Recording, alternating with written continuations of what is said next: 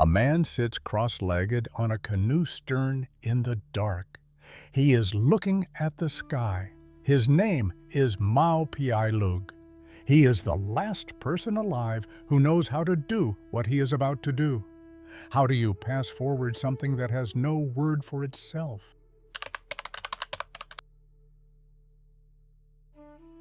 Three images. A woman is pressing a geometric pattern into wet clay on a wooden platform above the sea, somewhere in Tonga, 1,200 years before Christ. The pattern is precise, a fish spine of triangles, repeated without variation. The same pattern will appear, archaeologists will later find, on pottery shards from Vanuatu to Samoa to Fiji. It is the signature of a people moving east across the largest ocean on Earth.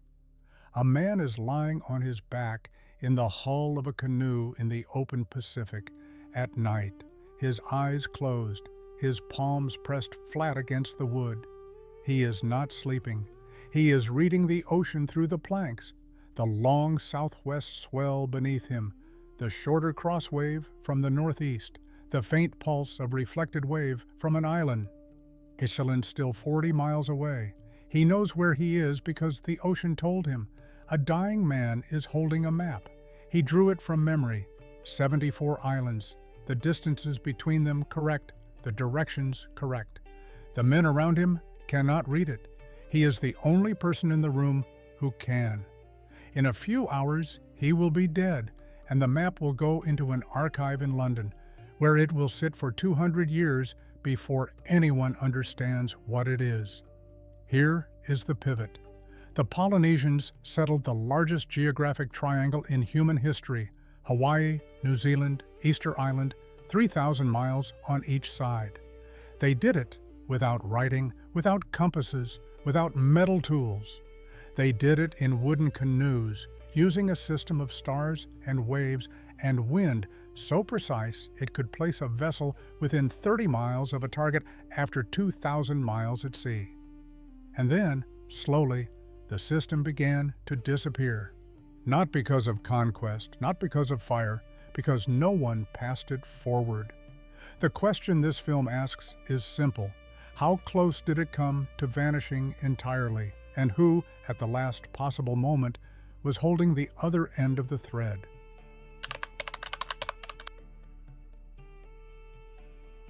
A man is standing in the bow of a double-hulled canoe at first light. He is somewhere east of Tonga, a few days out from his last sight of land. The sky is shifting black to gray to pink along the eastern rim, and he is watching it the way a reader watches the page turn. The trade wind is on his face. It has been on his face for 6 days. It is not a gust.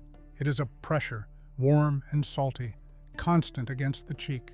Beneath him, the twin hulls rise and fall in the long swell of the South Pacific.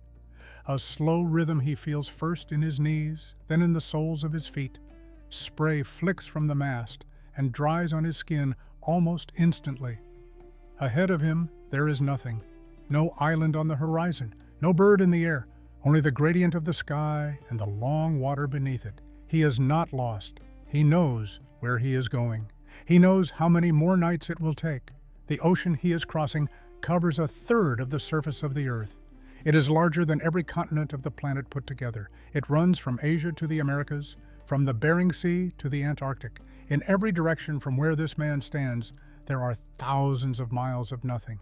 And then, set into that nothing, small green islands almost too small to find. His people have been crossing this water for 2,000 years. By the time he is an old man, his descendants will have completed the largest geographic triangle ever settled by human beings. Hawaii to the north, New Zealand to the southwest, Easter Island to the southeast. 3,000 miles on each side. A triangle larger than the continent of North America, drawn in canoe wakes. There is no recourse in this world that does not require crossing water. To exist here is to sail.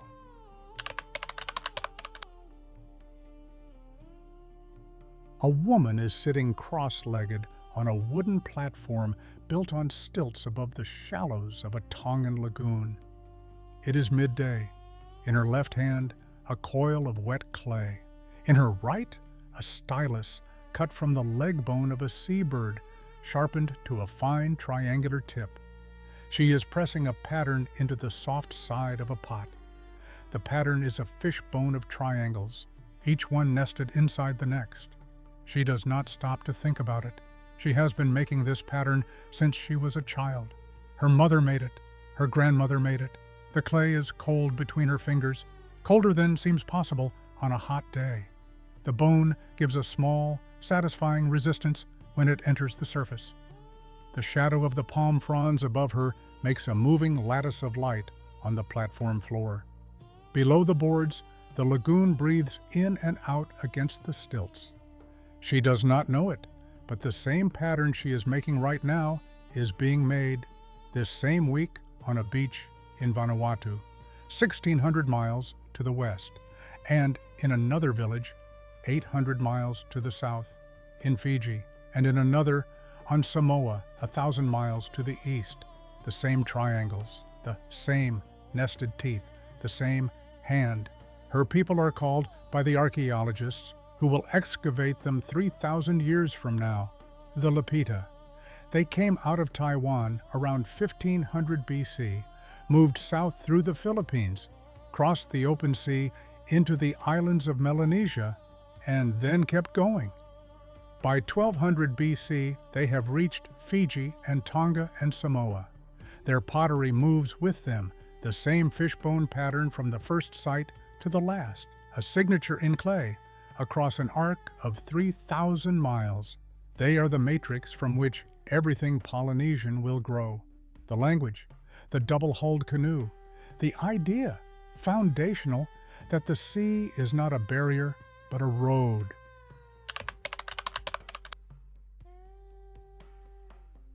A chief is standing on the stone platform of a marae in Samoa on a moonless night. He is looking south and east at a piece of sky where Scorpius is low on the horizon, the constellation that marks the way out. The stone under his feet is still warm. It held the sun all day, and now it is releasing the heat back into him through the soles of his feet, warmer than the air. Beside him, silent, stands the navigator he has chosen. They have not spoken for a long time. Without saying anything, the chief raises his arm and points.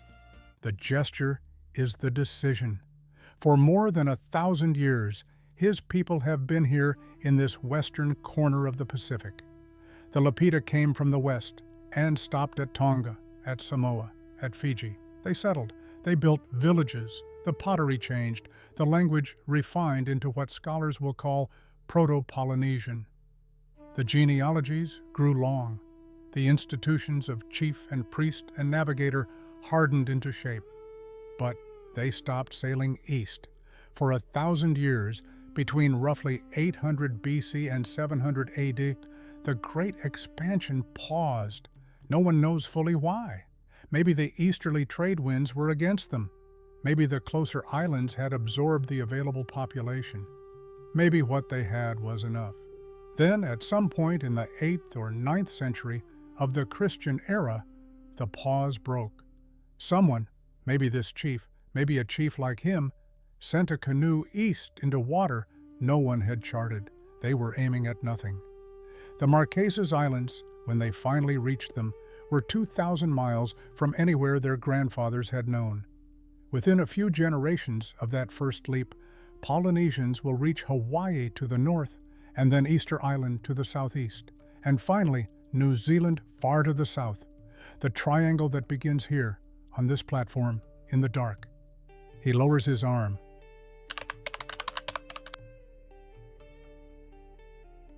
A young man is lying on his back on a wooden platform in the open air in a village in the Marquesas around the year 1000.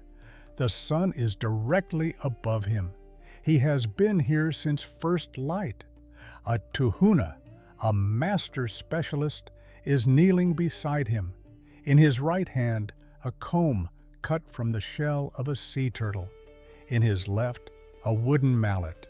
He dips the comb into a small bowl of soot mixed with coconut oil. He sets the teeth of the comb against the young man's thigh. He taps the mallet against the back of the comb. Talk. The pattern enters the skin. Talk, talk. The pain is not sharp. It is deep and warm, and it spreads outward from each strike like a small pulse of heat. The young man does not make a sound. The smell of soot mixes with the smell of his own sweat and with the salt of the ocean wind. The mallet finds a rhythm, talk, talk, talk, like a metronome of information being inscribed. The pattern on his thigh is the genealogy of his father's line. The mark on his upper arm names the clan he belongs to. The lines that will run over the next several days, down his back and across his chest, will say where he was born, who his ancestors were, what gods he is owed to, what land is owed to him. His skin is becoming a document. The Polynesians have no writing. They will never have writing. What they have instead is this: the body marked, the chant memorized, the genealogy recited at a marae in front of the ancestors. It is a system that is, in some ways, more alive than writing. The chant is performed, the tattoo is worn, the genealogy is breathed by a living throat into living air. It is also, in one specific way, more fragile. A burned manuscript exists in copy. A tuhuna who dies without an apprentice takes the entire archive with him.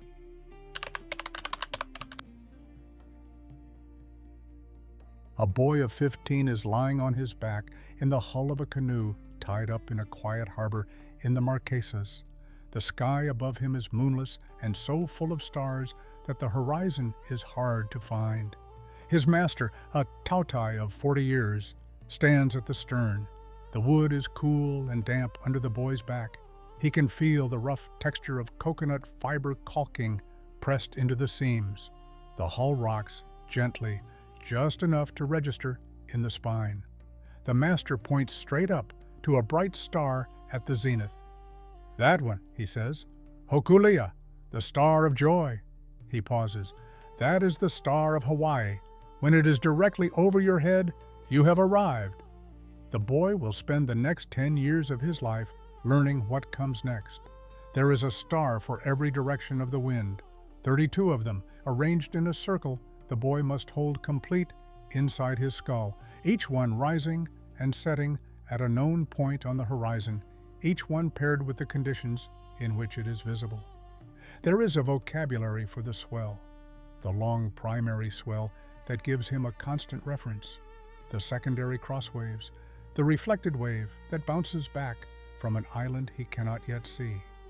There is a concept at the center of the system that the boy has not been taught yet. When his master decides he is ready, he will be told this: the island does not stay still. The island moves toward the canoe. The navigator imagines himself motionless on the sea.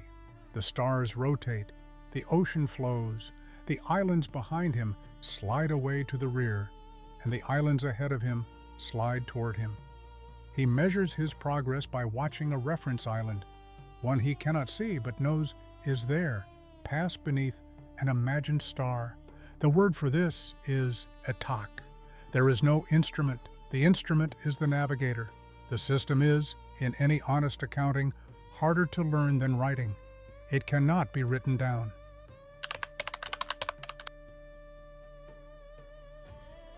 Pause for a moment. What we have so far is this: a people who came out of Taiwan 3,000 years ago moved across the largest ocean on Earth in stages and built a civilization on islands so small and so far apart that the sea between them was the country. They had no writing. They stored their history in tattoos and chants and genealogies. They built a system of navigation by stars and waves so precise it could find a green dot in the open Pacific from 2,000 miles away. And they kept it entirely inside the body of the navigator. By the year 1300, the triangle is closed. Hawaii, Easter Island, New Zealand, the largest geographic settlement project in human history, is finished. Polynesians have reached every habitable island in the Pacific. And then something begins to happen that no one fully understands. The voyages start to slow. The long routes, the ones that take a navigator from Tahiti to Hawaii, from Hawaii to the Marquesas, begin to be sailed less often, then more rarely, then by fewer men, then by a handful, then almost not at all. Watch the old man at the heiau. We will meet him next.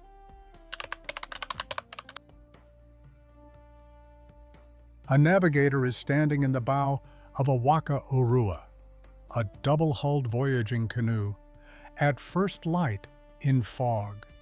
He is leading a small fleet. Behind him, 3 more canoes follow at a distance he can sense but not see. 2 days ago, the wind changed. The smell came first. He noticed it before he understood it. A wetness in the air that was not the wetness of the open sea. A green smell, damp soil, fern, something older than salt, something cold underneath it, like a door open onto winter. He has never smelled this before. No one in his lineage has smelled this before.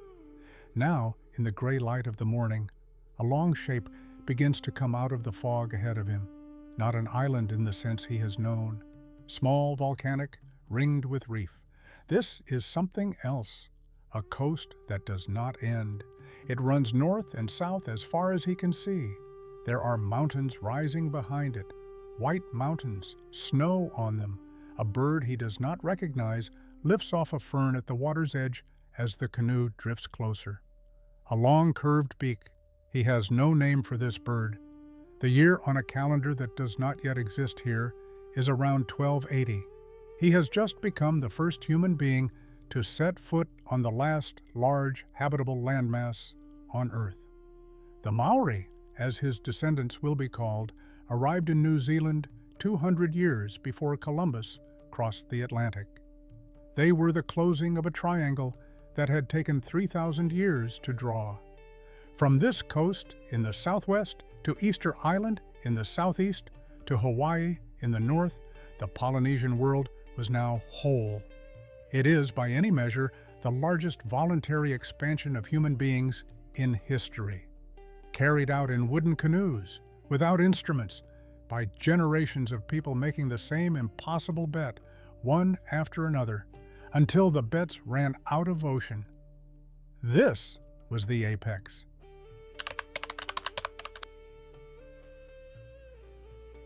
An old kahuna is standing alone inside a heiau in Maui at the end of the day.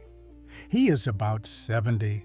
The sun is dropping to his left, and the open frame of the platform, 3 stone walls, and one side left open to the south, is filling with the long red light of late afternoon. The feathered cloak across his shoulders is heavier than it looks. It has held the heat of the day, and now it is releasing that heat back into him, the way the moray stones in Samoa once released their heat into the chief who pointed east. It is the same gesture across 1,000 years. He is looking south at Scorpius, low above the horizon, the constellation that marks the way to Tahiti. He sailed it once when he was young. His teacher, who is dead, sailed it many times. Of the apprentices the kahuna trained over the course of his life, none has completed the crossing. One tried 20 years ago and did not return. He understands, with the clarity of an old man who has run out of time to be wrong, that the route is closing behind him. No one is fully sure why. Some of it was war. Inter-island conflict made the long routes dangerous, and the canoes that could sail them began to be built less often. Some of it was the slow institutional closing of the priestly castes, knowledge concentrated in fewer hands, taught more cautiously, restricted to fewer apprentices until the chain became thin enough to break. Some of it was simpler. Certain islands had used up the great timber needed for voyaging hulls, and the trees did not grow back fast enough.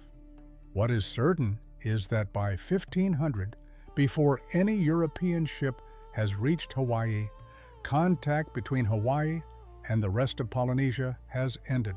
The genealogies will continue. The chants will continue. But the thread between the islands has been let go. He stands there until the light is gone.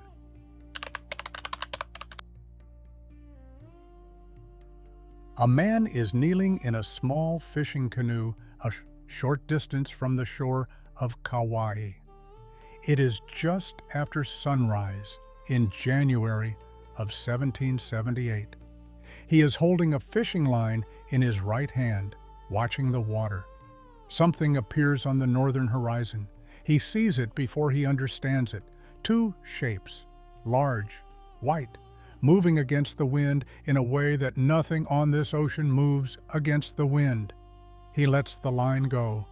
The shapes come closer through the morning. As they close, he begins to register details he has no words for. Cloth suspended from wooden crossbeams in a quantity that no canoe could carry. Smoke from inside the hulls themselves, vast and dark. As the wind shifts, a smell reaches him. Tar, rotten timber, cooking fire smoke, a smell that has no reference, no name in his language. He hears voices in a tongue he cannot parse. He sees the sun flash off the canvas in a way that hurts the eyes. The man on the deck of the larger ship is keeping a journal. His name is James Cook. The entry he writes that day notes that the people in the canoes approached with what he describes as some signs of fear. Within a year, Cook will be dead, killed at Kealakekua Bay on the larger island in February of 1779. In a confrontation, the Hawaiians fit into their own cosmology in ways the British did not understand. Within a generation, the population of the Hawaiian Islands will begin to collapse from disease. Estimates vary. The most cautious put the population at contact between 300,000 and 800,000.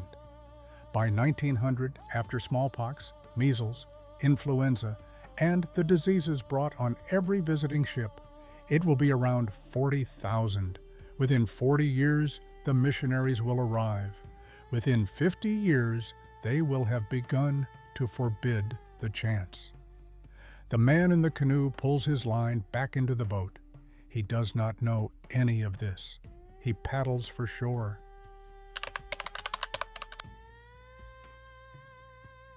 A man is sitting at a writing desk in a stone palace in Honolulu on an October afternoon in 1886. The windows are open. The trade wind is moving through the room, carrying the sound of palms in the garden and the more distant sound of the harbor. He is reading a report. The report is about the hula. His name is David La'amea Kalakaua. He is 50 years old. He is the king of Hawaii, the seventh in the line that Kamehameha founded 80 years ago, and, although he does not yet know it, the second to last king his country will ever have. The paper in his hands is heavier than he expected. It is European stock, imported. The ink on it is fresh enough that it still smells. The report describes the rehearsals of dancers being trained in a tradition that has been, until recently, forbidden. 60 years ago, when the missionaries arrived from New England, the chiefs who converted to Christianity outlawed the hula. They did this themselves. The Americans did not have to demand it.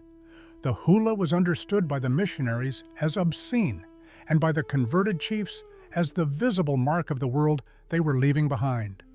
For 2 generations, it was practiced quietly in the back of valleys by old people. The young people did not learn it. Kalakaua has ordered it restored.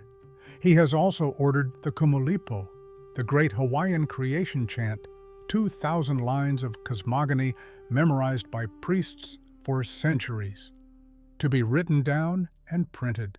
He is publishing it next year. He is promoting the Hawaiian language in schools that have been teaching only English. He understands what is happening. He has been to Washington. He has read the reports from the sugar planters. He knows the kingdom is being eaten from inside by men who will eventually take it. He is doing what he can with the time he has left. He will be dead in 5 years. The kingdom will be gone in 12.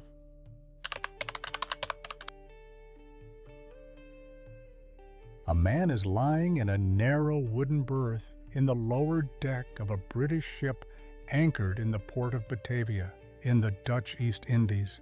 The date is the 26th of December, 1770. He is 45 years old. He is dying of dysentery. His name is Tupaia. He was born on the island of Raiatea, in what Europeans will later call the Society Islands. He was an arioi, a priest navigator of the highest rank. He has spent the last 18 months on this ship. The fever has made the air in the berth thick. The smell of the harbor comes in through the small port above his head.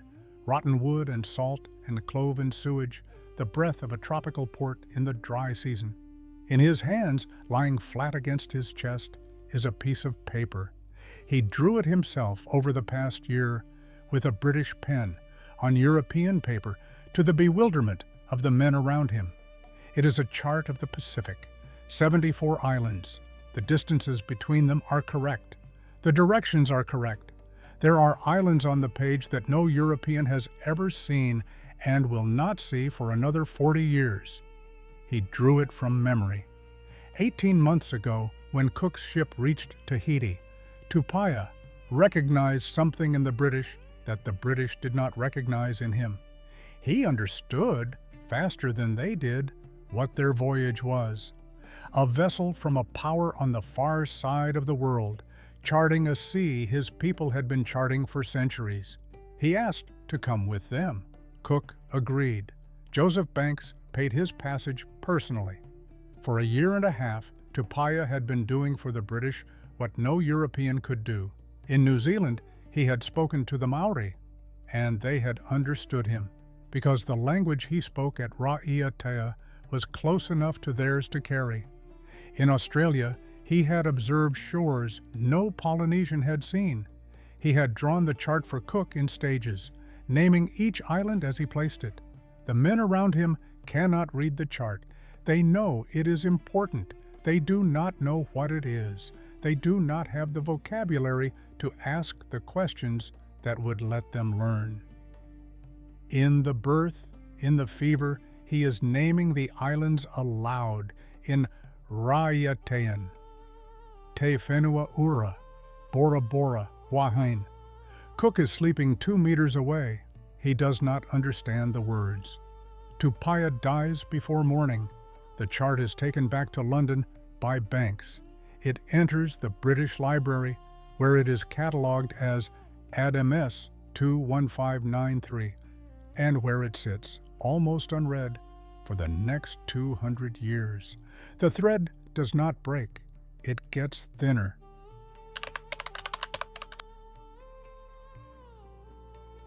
A man is standing on a beach in Papeete, in Tahiti, on an afternoon in 1827. He is watching a fire.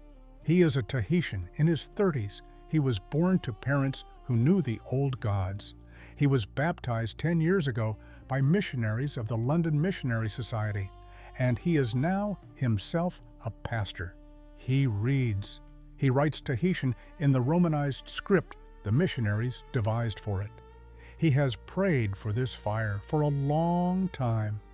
The thing that is burning is a pahi, a double-hulled ceremonial canoe, 20 meters long, that has not been put into the water since the chief of this district was baptized 6 years ago. The hull is toa, ironwood, the densest timber in Polynesia. It does not burn easily, but enough oil and dry brush has been packed under it that the fire has caught now and is climbing.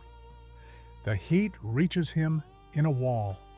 Even 15 meters away, On a hot afternoon, the fire pushes the air toward him hard enough to make his cassock move. The smell is dense, the resin of the tow, the dry coconut fiber that bound the timbers together, a sweet thick smoke that has no parallel. The crossbeams give first, with a sound like a tree falling. He believes he is purifying the island. This scene, with variations, is happening across Polynesia in this generation. In Tahiti, the LMS has been working since 1797. In Hawaii, the American Board missionaries arrived in 1820. In Samoa, they will be active by 1830. They do not, mostly, force the destruction. The chiefs convert, and the destruction follows from inside the converted communities, a strategy of access to the new world that is arriving by ship. The hula will be banned, the marae will be abandoned, the chants will go quiet, the voyaging canoes will be burned one by one on beaches like this one, by men who believe they are doing the right thing.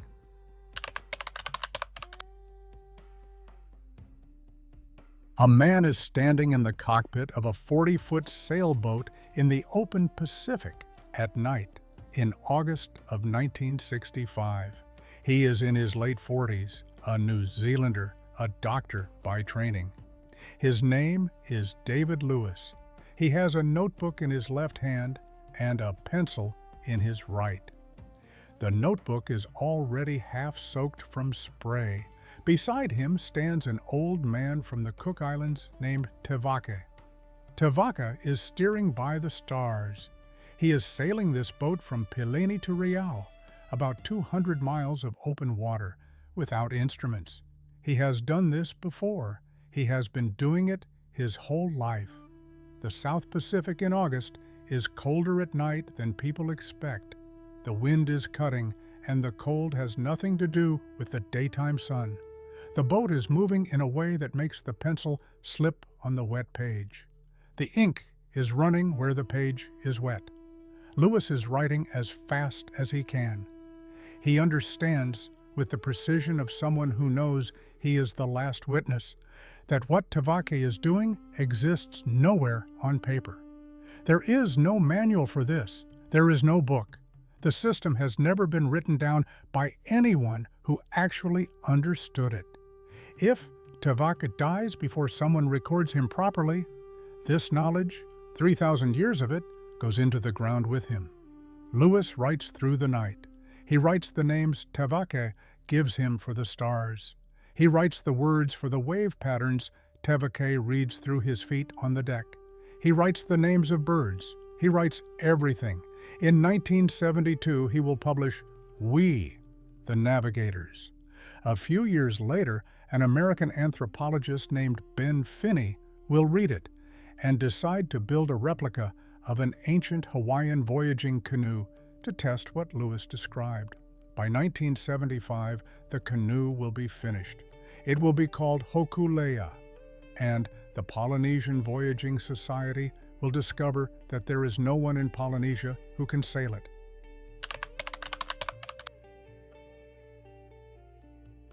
A man is sitting at a wooden writing desk in a missionary house in Levuka, in Fiji, in 1873.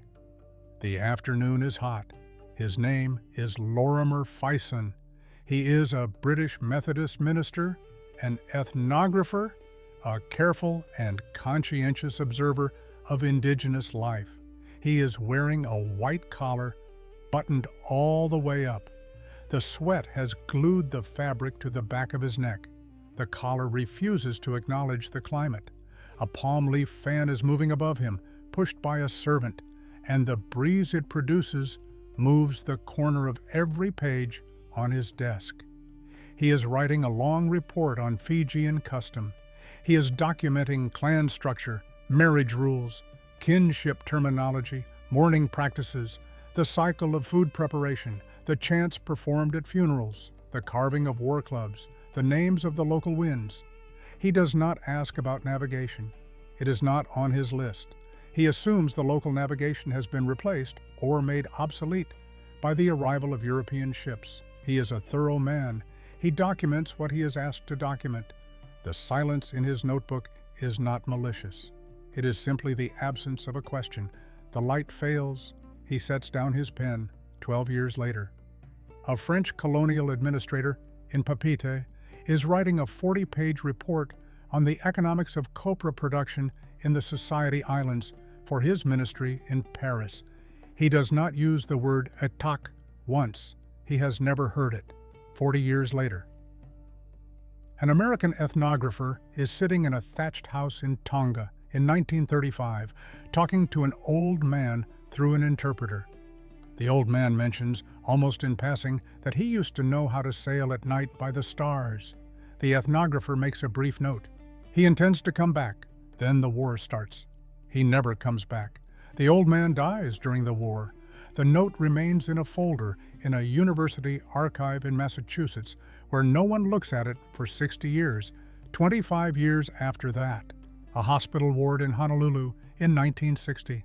An old Hawaiian man dies in a bed by the window. He was the last person on the islands who knew the old names of the navigation stars.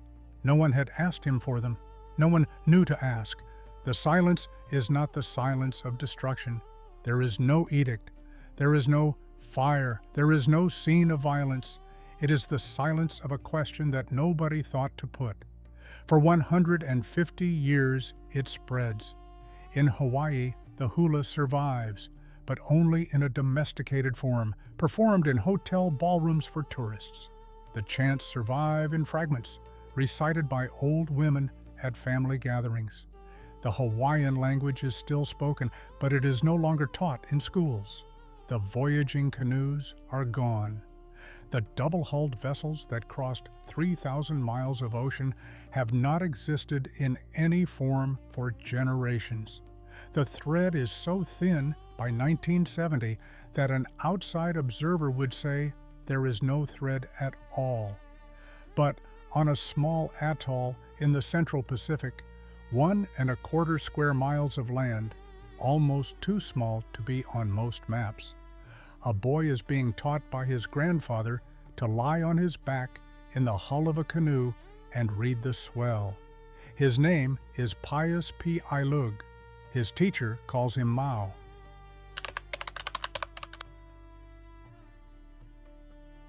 A man is sitting cross-legged on the stern of a double-hulled canoe at midnight in the channel between Maui and Molokai. The date is the 22nd of April, 1976. We are back where we began. His name is Mao Piailug, and he is from Sat Tawal, a Micronesian atoll 1¼ square miles in size, 900 miles southwest of Guam. He is 44 years old. He is a Palu, a master navigator in the system that survived on his island when it died everywhere else. He is not Polynesian. This is, in some way, the most important fact in this story. The thread that ran from Tonga to Hawaii to New Zealand for 3,000 years, the thread the Polynesians let go of by the year 1500, was not picked up in the end by a Polynesian. It was picked up by a man from a different island group, speaking a different language, holding a system that was related but not the same. The wind is steady on his back, 25 knots from the northeast. The deck is cold and damp under his knees. The double hull, sheltered in the channel, is moving in a soft pattern that he reads without noticing he is reading it. He is rebuilding his star compass for a route he has never sailed. The Polynesian Voyaging Society has built this canoe to test whether Polynesians could have settled the Pacific without instruments. They have built the boat. They have assembled the crew. They have planned the route. What they did not have, until last year, was a navigator. Mao said yes. For 33 days, between the 22nd of April and the 4th of June of 1976, he will sail this canoe 2,500 miles to Tahiti, by the stars, by the swell, by the wind, by the birds, without a single instrument. When the Hokulea arrives at Papeete, 17,000 Tahitians will be waiting on the docks, more people than live in the city. Mo will not go to the celebration. He will go back to Satawal. A few years later, he will begin to teach a young Hawaiian named Nainoa Thompson, who is not a Palu, who has none of this in his lineage, who must learn the entire system from nothing.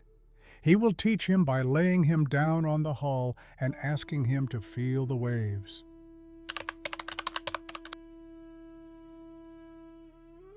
What was lost and what was kept? The Polynesians settled a triangle larger than the continent of North America. They did it in wooden canoes. They did it without writing, without metal, without compasses, without charts. They did it by holding a system of stars and waves and wind inside the body of a navigator, transmitted from teacher to student over the course of years, passed through chant and gesture and the long apprenticeship of sitting beside a master at sea. By the time European ships arrived, the Long Voyages had already stopped. By the time European missionaries arrived, the chants were already going quiet. By the time European ethnographers arrived, the questions they asked did not include the questions that mattered. By 1960, the man in the hospital bed in Honolulu died with the last names of the stars in his head, and no one in the room had thought to ask. The thread did not break with a sound. It got thinner and thinner and thinner. Here is the question this film began with. How do you pass forward something that has no word for itself? The honest answer is that you almost don't. A system that lives only in the body is a system that depends every generation on a specific human being deciding to teach it and a specific human being deciding to learn. There is no fallback. There is no manuscript that can be copied, no library that can be rebuilt, no decipherer who can come along 2,000 years later and reconstruct the grammar from broken tablets. When the body is gone, the system is gone. The Hittites left clay, the Egyptians left stone, the Polynesians left a tattoo on a man who was buried at sea, and the tattoo is gone too. What kept it alive in the end was a small atoll in the central Pacific that the colonial system did not bother to fully colonize. The shipping routes did not go there. The missionaries did not stay long. The administrators did not file reports. Satawal was too small to matter, and because it was too small to matter, the lineage of Palu, the master navigators, was allowed to continue. When the Polynesian Voyaging Society finally went looking for someone who could navigate the Hokulea, they did not find him in Hawaii.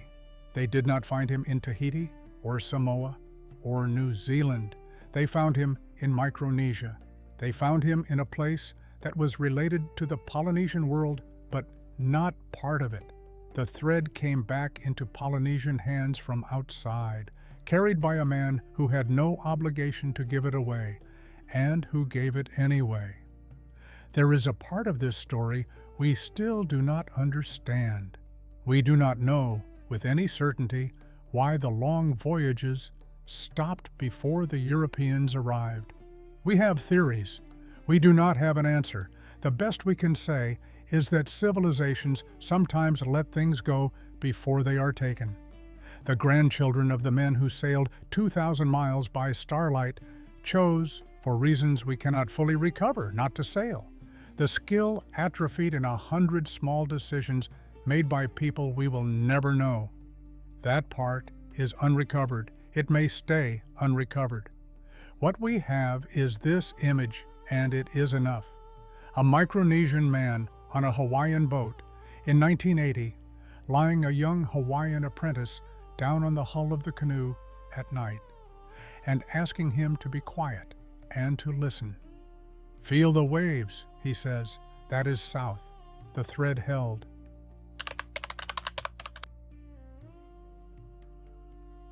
The Polynesians carried the thread in the body of a single man on an island so small the colonial system forgot to colonize it.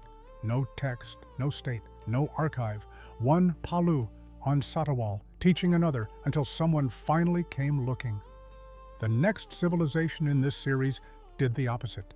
They built the largest empire of their century. They had a state religion with a sacred text. They had a priestly class that maintained the text for almost 1,000 years. They had fire temples whose flames were never allowed to go out.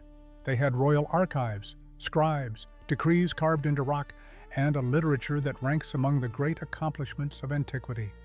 They were the Sasanian Persians, the last great Persian empire before Islam. And they almost lost the thread anyway. The lesson of these two civilizations, taken together, is the question that runs underneath all of this work. There is no safe form. The body forgets, the text burns, the empire falls, the sacred fire goes out. Whatever a civilization decides to entrust its memory to, the entrusting is always a bet, and the bet is always made against time. The Sasanians are next. Subscribe to the long thread. The next civilization is being prepared